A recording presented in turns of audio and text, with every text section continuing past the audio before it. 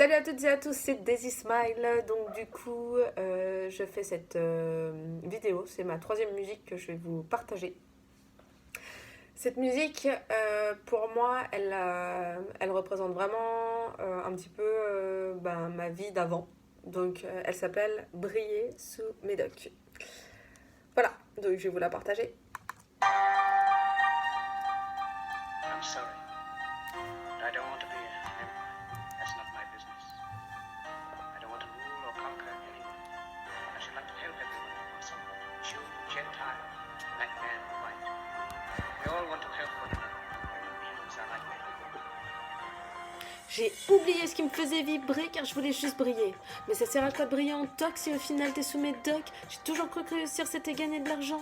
Être importante aux yeux des gens, avoir des tonnes de compliments. À croire que la vie est une addition de moments brillants. À suivre des cours de psychologie, j'en ai oublié ma thérapie. À croire qu'en étant paumée, j'allais aider les autres à se retrouver. J'avais juste un ego surdimensionné. Elle me renvoie à tout ce que je crois. Ma vie est mon miroir. J'ai pu le voir en me racontant toutes ces histoires. Me responsabiliser aurait pu me tuer. Tout ce que je juge, admire ou je rêve en moi s'est incarné. Donc j'ai préféré accuser les autres histoire de me protéger. Ceci ne m'a pas sauvé, ça m'a éloigné de ma vérité. Comme si j'étais une Barbie en plastique. C'était vraiment totalement pathétique. À force de vouloir plaire à tout le monde, je devenais personne. Mon nom résonnait avec conne, madone et monotone. J'en viens à parler d'amour, de valeur et d'estime de soi. En 3 mots, j'ai résumé les profonds mal-être ici-bas. Le simple fait de vivre était réellement une peur. Le simple fait de naître était profondément une douleur. Sans parler des bagages générationnels qu'on n'a pas choisis et toutes ces blessures de l'enfance placées dans notre déni.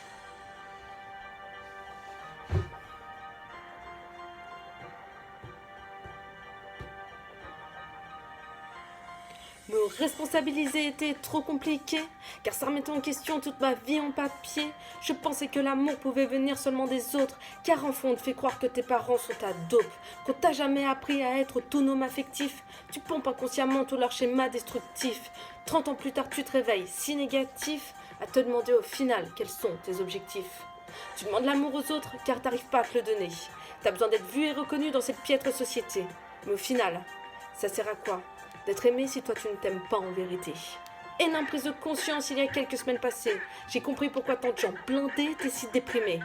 Ils n'ont jamais appris à s'aimer dans leur honte, leurs vices, leurs peurs et leur vulnérabilité. On leur a toujours dit de réussir, de briller, de s'élever dans cette société sans jamais parler d'aimer ni de vibrer. Chose qu'ils ont fait et pourtant ils veulent quand même se suicider, croyant que la recette du bonheur c'était seulement briller. Alors pourquoi sont-ils encore plus malheureux chaque année? Parce que l'amour de soi ne s'achète pas, ne se troque pas. Nous sort du déni et nous place en combat avec notre pire ennemi, c'est-à-dire soi.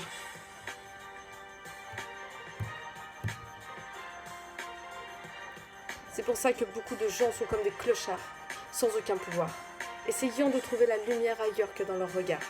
Apprendre à s'aimer nous permet de comprendre que nos démons sont nos bébés. Nous devons apprendre à les apprivoiser et à les consoler, car derrière eux se trouve notre liberté. The hate of men will pass. Dictators die.